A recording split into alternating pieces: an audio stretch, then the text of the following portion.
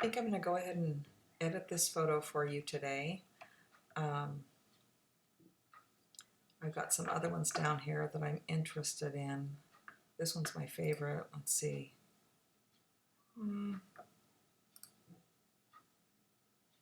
Yeah.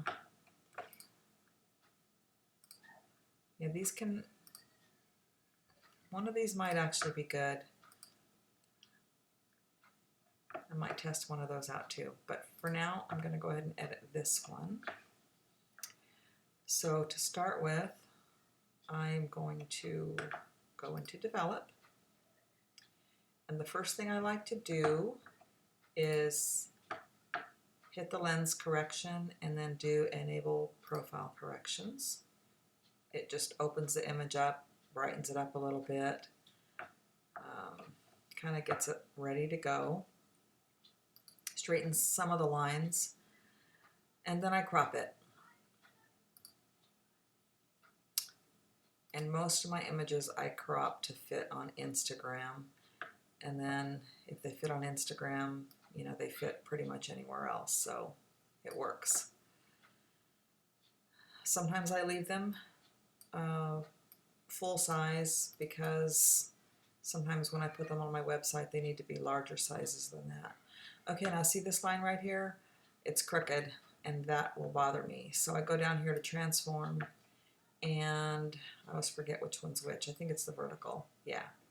Do the vertical and that straightens that line out a little bit more. I gotta be careful because I don't want it to move this other one.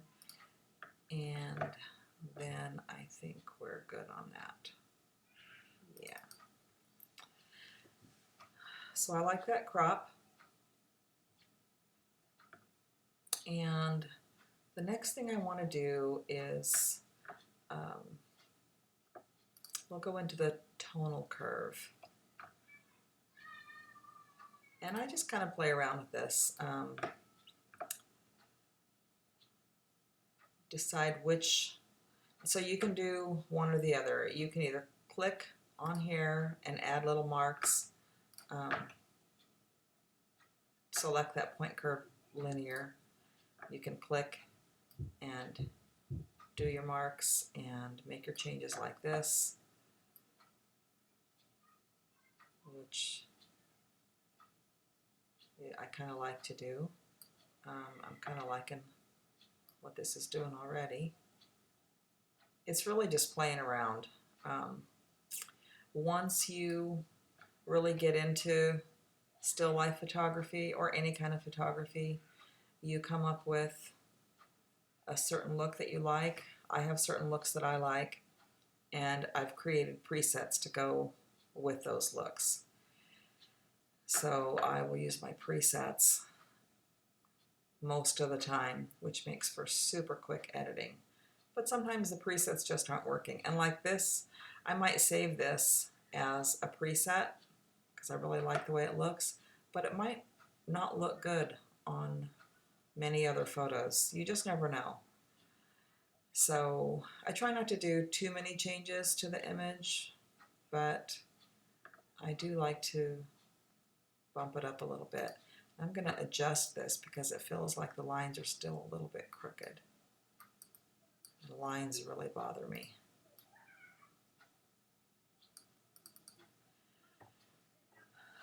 Okay, I think I like that. And then I've also set up presets in my export area. You see all of these right down here. These are presets that I've set up.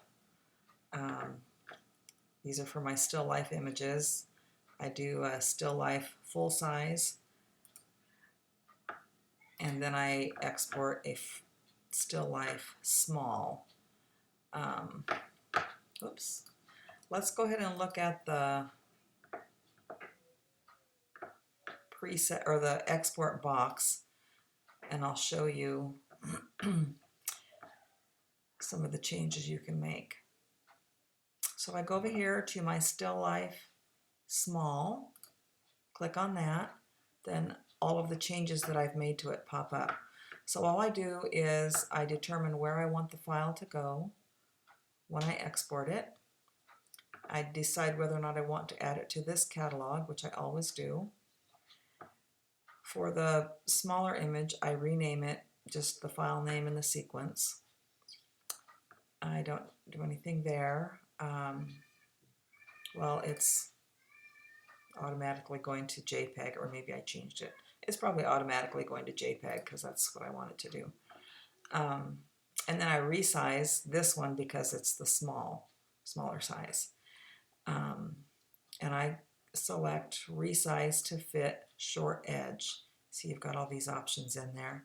For me, the short edge works, and I just decide that I want the shortest edge to be 1080 pixels with a resolution of 300, and that's because I'm setting this up to put it on Instagram.